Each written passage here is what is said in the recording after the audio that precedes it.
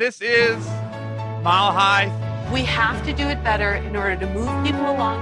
Up, down, inside out. If you get your mind right, it is not. It is a receiver of thought. because love is my first technique. It's now time for the show. Welcome to the Mile High Podcast. This is your host, Dr. Daniel Knowles, coming to you from an altitude of 5,280 feet with an outstanding episode today. Before I introduce our esteemed guest, who I'm so honored to have on our episodes, on our podcast episodes, a reminder, lock it in your calendar, in stone, in blood, whatever way you do it, www.milehighchiro.org, August 16th to 19th. We are 6 months out from Mile High, and it's going to be hot. Best lineup ever. It's going to be our biggest event ever. We look forward to seeing you there. And our guest today has an incredible program on aligned mastery, and I'm so grateful to have him with us. Dr. Alok Trivedi is making such impact in helping so many people. That's why I actually pursued to have him on here, because I see the help he's giving people, and I want people to get exposed to his information. Welcome to the Mile High Podcaster, Dr. Alok. Thanks, Dan. Thanks for having me. I appreciate it. We're grateful to have you here. So first off, you gave me a favorite quote, which I'm going to put right under your picture. The seer, the seen, and the unseen are all the same. Tell me about that. It's the seer, the seen are the same. Okay. It's a quote by Rumi, and really what it means is this, is that the seer, you being the seer, and what you see, and the seen of what you see are all the same. Got it. And so what it means is that basically your world is a reflection of you. And anytime I personally am going through any type of challenge, or any of my clients go through any challenge, I look around and see what is it that I'm trying to learn from this, and what is it I need to learn to grow to the next level. That's why I love that quote. I always go back to it: the seer, the seen are the same. And it's one of my favorites by all means. Well, and that goes, I believe and have that same set of values. I've never heard that quote before. I love Rumi, so that's the new one to add to my repertoire. And you and I have seen in the chiropractic profession something that is pandemic that I think is a key thing to address here with the topic matter that you have an expertise in, which is we see a lot of lack thinking, a lot of lack consciousness, a lot of scarcity, and that reflects on the things that people see and the seeing, right? Yeah. And what's there. And you are very influential in helping people be more successful. Why do you think as a profession we don't have more impactful, successful practitioners? You know, it's a great question, Dan. I think that when it comes down to it, as a profession, we're so scared of being brought down by other modalities. Maybe it's medicine. Maybe it's we're so insecure about our own work, and so insecure about the adjustment and what the power of the adjustment is and how the body truly works. We don't understand how, as a profession, to do that. And so when we go into the market space, we're afraid, and you know, the reality is this: is that we don't really think in terms of business. We think in the terms of health, which is important, of course. But we don't think in terms of business, money, economics, and self-value, because all those things are a direct reflection of your own self-value. And I think the biggest problem we have in the profession is that chiropractors aren't out there valuing their self, the adjustment, the service, whatever it is that they do, and they're afraid to charge for it. So we diminish our power in the market space because we're not willing to say that this is what it's worth. Yeah. And we know the chiropractic adjustment itself is so incredibly valuable. You really couldn't put a price tag on it. It's like the MasterCard commercials, right? So that it really truly is priceless. So one of the things that I see so frequently, and this is a little bit sidestepping for just a moment in the chiropractic political realm, and then we'll go back, is that I feel that lack and that scarcity leads to, and the devaluing of the chiropractic adjustment and the philosophy leads to them expanding into all kinds of areas relative away from what chiropractic is. It is, but you know, I have a very different take on it, Dan. I'll be very honest with you. Like, Please, yeah. I understand the subluxation, I understand the chiropractic, I understand what it is, but I don't really necessarily believe that it's for me to dictate how someone should practice, right? Yeah, right. I get that. Yeah, but I And mean the expanding scope and like, oh, we've got to do more things, that area. yeah, I don't think we really need to. I think Right. what we need to do is understand who we really are Yes. individually and then collectively. Yeah, That's where I think the gap is. absolutely. Absolutely. So where do cows fall short? Where do they fall short in practice that then this all plays out? Well, I think they fall short in their thinking, what it comes down to in their thinking. And what I mean by that, it's all headspace, right? It's a Yeah. subluxation of the atlas. And, in practice, I saw lots of patients, lots of patient visits, like many docs have. But what I realized is that until we don't get the mind to a state of balance and true homeostatic stasis within the mind and the brain, everything else became a physiologic symptom of it. Hmm. And it became a challenge for me to actually see patients, and where doctors are continuing, and I did it too, so I'm not judging anyone by any capacity. Hmm. We keep adjusting, we keep doing the symptomatic things, not getting to the core source.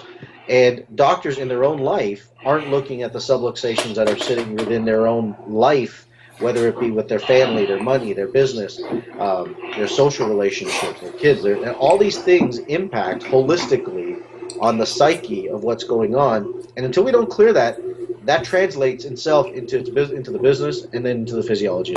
Right, and so that's the thing. Clearing out obstructions. You can have obstructions in your team. You can have obstructions in your office flow. You can have obstructions in your financial life. In your head, obviously, is where they start. They all start there. Yeah. Let me say that they all start there and they all end there. And so that then drives into the things where you have people do programs where they jump up and down and yell rah rah, and then they don't make any real change.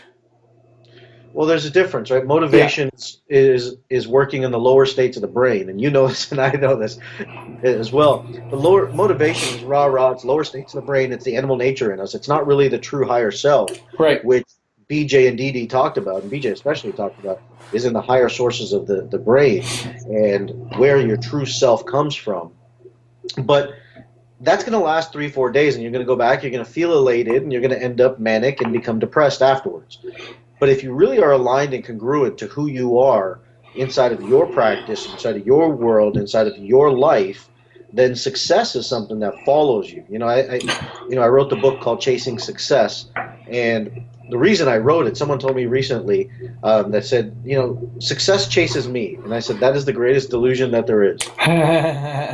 Because success doesn't chase you, and you don't chase success. Until you don't see where you're successful today, success is always going to be something in the future and not now. Right. Wow, that's phenomenal. And you don't happen to have a copy of that book somewhere that you can hold up? I'm asking. That would be huge. I do, actually. How can I be an author without my own book? There you go. All right, so people see that and they know where to get it. All right, Yeah. we'll do a screenshot of that and put that up too. So then, if they want to move beyond that, lower brain centers, motivation, that thrill or that high, what are the steps that are important for them? Well, first they got to realize, they got to look at the feedback, right? The C or the C and the scene are the same. They got to look at the areas of chaos and see where the chaos exists. And then ask themselves the question, why does the chaos exist? And that chaos is creating some sort of a feedback in the physiology. So what I mean by that is this. For example, anxiety. Let's take anxiety because, in the next doctors, my brothers are pharmacists. My ex-wife is a pharmacist. My best friends are pharmacists. So I'm around pharmacists all the time. And they have all clearly stated that the next 20 years of the pharmaceutical push is not going to be physiologic. It's going to be mental health. Interesting. And we need to know that from our standpoint, that why is it that we're going to mental health? Because what we're looking for is, where's the chaos? And anxiety is a major, major problem in today's world. Anxiety is a feedback from your body telling you that you are in a detrimental, life-threatening situation. Not life-threatening that you won't exist, but in your psyche, you haven't protected your own survival mechanisms. So I'll give you an example of this to make it a little bit more palpable. If your business is not organized in the fashions of security first, you can't get to abundance.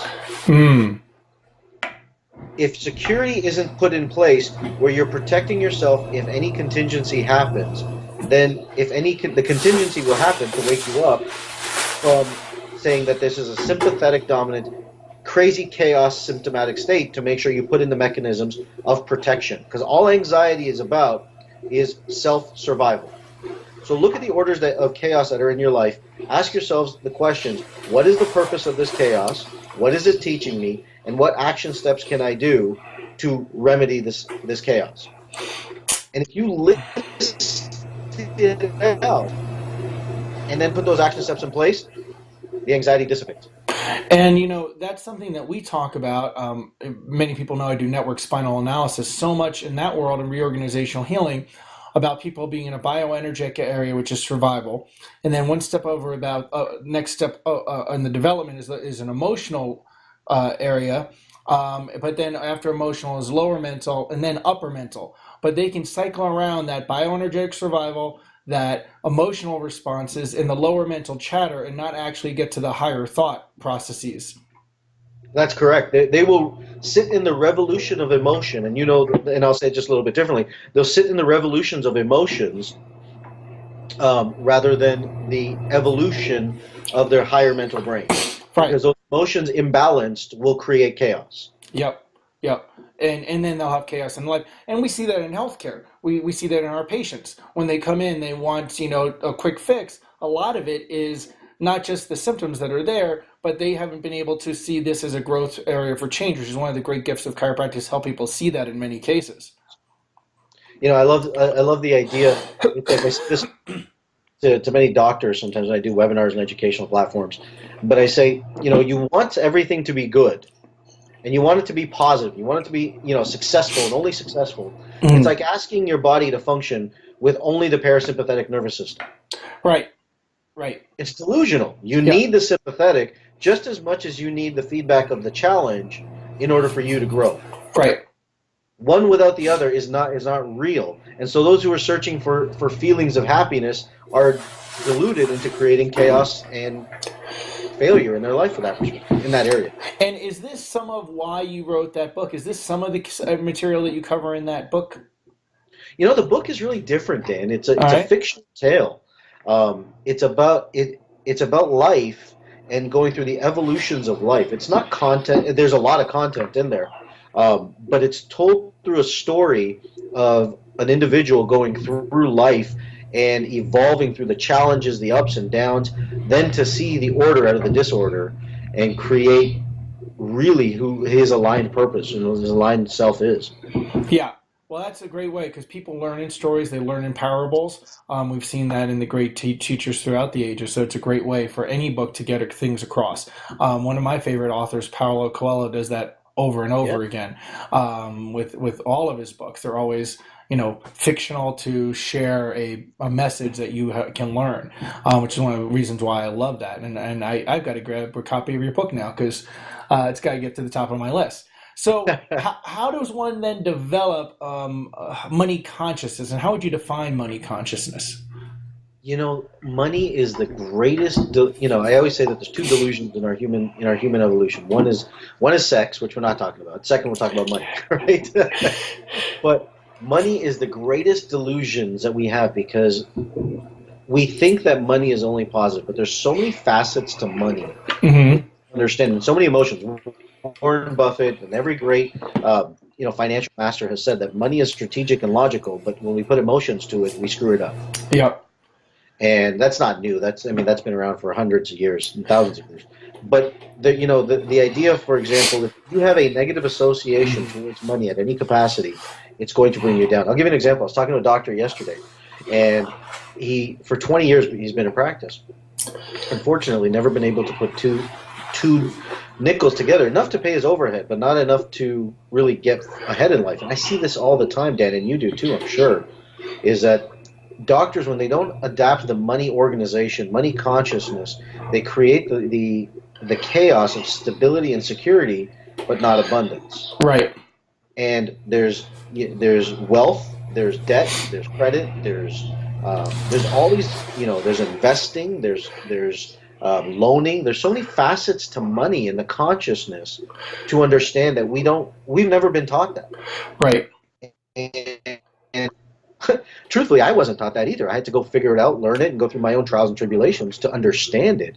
And I think I got a pretty good grasp on it now. But it wasn't magically here it is. Well, and let's talk. I want to throw out one theme in that, which is there's a difference between, and I like to hear how you comment on this because I'm really enjoying where this is going. I know our listeners will too. There's one theme here, which is that I want to throw out. There's a difference between saying, I want to be out of debt, right? That's one statement. Or I want to be abundant. Or I want to experience abundance. So how do you see those as different? And how do you, what's your comments on that? Okay, so I'll take it a totally different way. What if debt is abundance? Say again? What if debt is a part of abundance? Ah, yeah. Okay. Right? So what I mean by that is this, is debt in itself is someone investing in you to be abundant in the life that you want to live. Mm-hmm. And abundance, see, I don't look at life in the world that you can't have abundance and not have, abundance is everywhere. It's your consciousness and awareness to abundance that's missing. Right? Mm-hmm. So abundance is literally everywhere, so debt has to be a part of it. But what we do is we take on debt because we want something today that we haven't earned the right to yet. And we take on that debt because we perceive that it's going to be a greater pleasure in perceiving and getting that. And then when the time comes to pay up on it, we become resentful to the debt. Mm-hmm. And when we become resentful to the debt, then we stop the income, we stop the money to flow in because we don't want to really pay that thing off. Mm-hmm. But someone invested in us at some capacity to do what it is we wanted to do or get what it is we wanted to get or experience whatever it is we wanted to experience. And to stay in fair exchange, we have to pay that back. If we hold resentment on it, then what's going to happen is that we're going to stop the abundance of money flowing into our life because we're going to have resentment at some capacity towards money. Wow. And that's such an important thing because let's go to chiropractors for a second. That's a lot of our audience, right? And it's a focus of our audience. That they get shackled in their mentality by their school debt. And to see that as the government invested in them to be abundant as a chiropractor really puts a very good spin on that. Well, the thing is this. I have a lot of clients who are chiropractors who've gone through and they've been in practice 7, 10, 12 years and still have student loan debt, which is fine. I'm not judging that by any capacity, but they resent paying their student loans. Right. And I have to ask the question, without that student loan, would you be able to practice? Would you have a home for your family? Would you have a roof over your kids' heads? Would you be able to put them in private schools? Right. If you're not appreciative of what you've had in the past, why on earth would the universe give you anything to be appreciative in the future? Right. In the form of abundance. Right. And that's also goes into the thing of being a good steward of what you've been given. So Absolutely. Right. So you're being a steward to that loan of that was given to you, right? So and managing it well and being profitable with it. Yeah, I was doing a seminar one time, Dan, and I was talking about debt, and the guy said, so what happens with your collectors, your debt collectors? And the guy says to me, man, they call me. And I said, you mean the person that's lent you money is calling for it to have it back, and that's your nuisance? It's so polluted. We just have this entitlement that we just deserve these things. Right. No, you have to earn it. We have to earn the right to get the loan first, and then we have to earn the right to serve people to pay it back. Right. Absolutely. Absolutely. So now you have an Aligned Performance Institute. I know very little about it. I'm assuming a lot of our listeners may not know much about it. What do you do with that? How do you help people through that? So basically, the Institute is primarily, it started off more with sales and leadership teams, more outside of chiropractic, honestly, Dan, than it was even inside of chiropractic. But it seems like I'm getting pulled back into chiropractic, and it's like the mafia, where they can never get out. And it's just kind of, so what we do is that I create programs and I have systems, I have seminars and things like that to help clear the emotional baggage, the emotional subluxations above the atlas, and I help sales teams, leadership teams increase business and drive greater sales in a greater sense of abundance. Excellent, excellent. What do you think are some of the big emotional subluxations people have in this area, especially chiropractors per se? Let's say for chiropractic, it's number one is that they don't understand the power of debt. Okay. number one, they don't understand the power of money. They don't understand really how to build a business. They understand maybe how to build a practice, but a practice is nothing more than a job that you've just built for yourself. Right. I think something like the average doctor is making like 15 grand a month or something like that in a practice, not a business. So after they take overhead taxes and all these numbers out, they're walking away with 3 to 4 grand a month. I mean, you make more money, working at as a secretary, as a CA type thing. Yeah. In that capacity. So they don't understand how to scale a business to be able to see more people. And then, a lot of what they don't understand is the marketing, the sales, and there's so many different components inside of it. There are 4 major components in the business: marketing, sales, operations, and payments, that they have to understand how to do that. They have to invest in themselves outside of the degree to grow their business and themselves. And business is only going to grow to the degree that they grow themselves. Yep. Very 100%. important.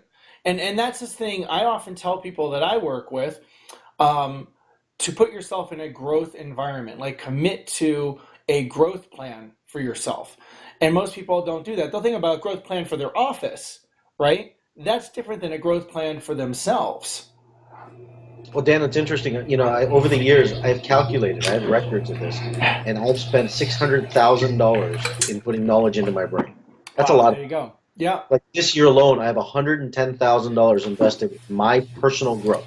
Right. And so people, don't realize that, and that they say, "Wow, these people have done great things." It's because they are challenging themselves, they're growing themselves, they're constantly on a path of learning, and then they can do when you do that, then you can also help with what you learned, help other people, whether it be in your practice or maybe with your family. You can help your family because you've grown in some way, or friends in all kinds of areas. So, man, big kudos for that. And I got to calculate what I do because I'm sure it's up there. I bet you can't be a leader without investing in your mind. Yeah, absolutely, 1,000%. Well, what are some of the ways people can get in touch with you? Like, I know you have groups and you have websites. Can you mention a few of those real quick? Yeah, absolutely. You can go to the Art of Chasing Success. That's a Facebook group where I do videos, content, a lot of information inside of that. I think you're a part of that as well, Dan. Yep.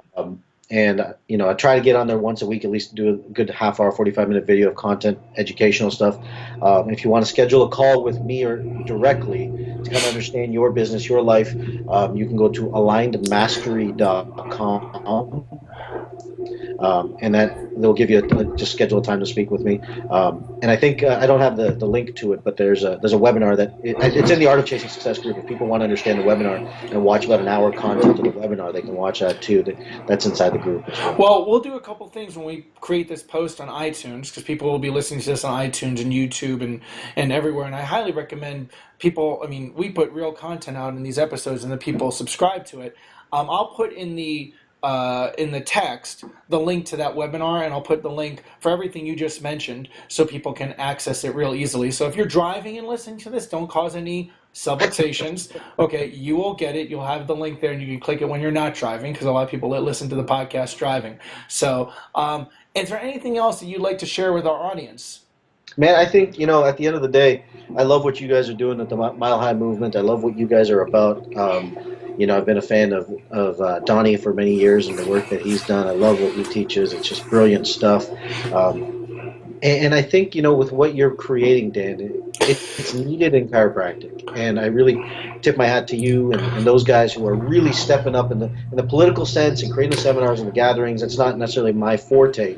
But for those of you who are doing it, kudos to you guys. And I think that doctors should attend it, at least to experience it and learn something. Because keep learning.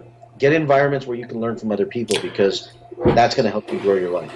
And that's exactly why we do that. And everything you just mentioned, I want to inspire chiropractors to get to a higher consciousness level with TIC and with their practices and think bigger. So I appreciate you doing that. Again, clear your calendar.